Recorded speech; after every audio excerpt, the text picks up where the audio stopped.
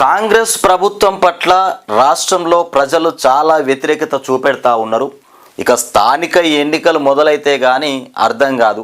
స్థానిక ఎన్నికల్లో మరి కాంగ్రెస్ విజయకేతనం ఎగరవేస్తుందా, బీజేపీ ఎగరవేస్తుందా, బీఆర్ఎస్ ఎగరవేస్తుందా? మరి రాష్ట్రంలో ఉన్నటువంటి రాష్ట్ర ప్రజలు ఎవరికి మద్దతు ఇవ్వబోతున్నారనేది కూడా ఒక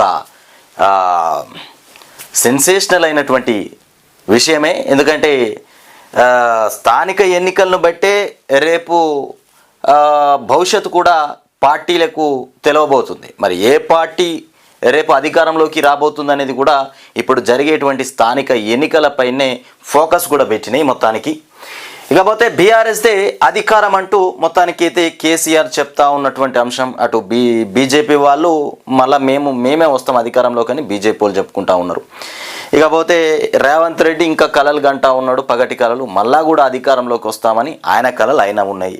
ఇక కేసీఆర్ అయితే ఇక మొత్తం టోటల్గా రాష్ట్ర వ్యాప్తంగా ప్రతి గ్రామంలో కూడా పల్లె పల్లెన గ్రామాన కూడా బీఆర్ఎస్కే వత్తాసు పలుకుతూ ఉన్నారు, హారతులు పడుతూ ఉన్నారు. కాంగ్రెస్ అంటే మొత్తం కక్కొచ్చే రకంగా అయిపోయిందని ఇక బీఆర్ఎస్ వాళ్ళు చెప్పుకుంటున్నటువంటి అంశం. మరి ప్రజలు తీర్పు ఎలా ఇవ్వబోతున్నారు స్థానిక ఎన్నికల్లో ఇక చూడాలి మనం. మొత్తానికి ఇప్పుడు ఎన్నికలు వస్తే గెలుపు ఖాయం. ఇప్పుడు ఒకవేళ స్థానికంగా మళ్ళీ ఎన్నికలకి ఇట్లా పెడితే బీఆర్ఎస్ గెలుస్తుంది, పక్కా గెలుస్తుందని చెప్తా ఉన్నారు. ఇక పడిపోతున్నటువంటి కాంగ్రెస్ గ్రాఫ్, మొత్తానికి కాంగ్రెస్ గ్రాఫ్ రోజు రోజుకింత పడిపోతూ ఉన్నది. మరి ఎవరి వల్ల పడిపోతుందంటే మీకు తెలుసు, మన ఈ అందాల ముఖ్యమంత్రి రేవంత్ రెడ్డి వల్లనే ఆ గ్రాఫ్ పడిపోతూ ఉన్నది. ఆయనను బాస్ చేసిరు, ఆయనను ముఖ్యమంత్రి చేసిరు, కానీ ఆయన వల్లనే గ్రాఫ్ పడిపోతూ ఉన్నది. ఎందుకంటే అబద్ధాలు మాట్లాడుతూ ఉన్నాడు. ఇస్తామన్నటువంటి హామీలు ఏవైతే ఉన్నాయో అవిటికి పంగనామాలు ఎగనామాలు పెడతా ఉన్నాడు. 6 గ్యారెంటీలు అటుకెక్కిపోయినాయి. ఏం జరిగిందా అంటే ఇక రాష్ట్ర ప్రజలే చెప్పాలి. కాంగ్రెస్తోని రాష్ట్రంలో మరి ఏం బాగుపడిందనేది రాష్ట్ర ప్రజలే చెప్పాలి.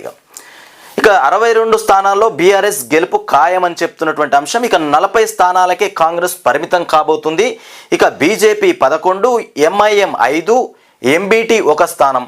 ఇక 4 జిల్లాల్లో మొత్తానికి ఖాతా తెరవని బీజేపీ. ఇక జూన్ 1 నుంచి 21 వరకు మొత్తానికి ఏడీఆర్ సర్వే, జూన్ 1వ తారీఖు నుంచి 21 దాకా ఏడీఆర్ అనేటువంటి సంస్థ ఒక సర్వే చేసిందట. ఈ సర్వే ప్రకారం ఇగో ఇట్లా ఉన్నాయి రిపోర్ట్స్. ఇక్కడ చూడు, ఇగో రాష్ట్రంలో రాజకీయాలు తారుమారు అవుతున్నాయి. అయితే ప్రజలు కూడా ఎట్లా ఉన్నారంటే, ఇవాళ బిర్యానీ పెట్టిమనుకో, బిర్యానీ పెట్టినప్పుడు ఈయన మంచోడు అంటారు. 2 రోజులు పెడితే 2 రోజులు మంచోడు అంటాడు, 3 రోజులు పెడితే 3 రోజులు మంచోడు అంటాడు.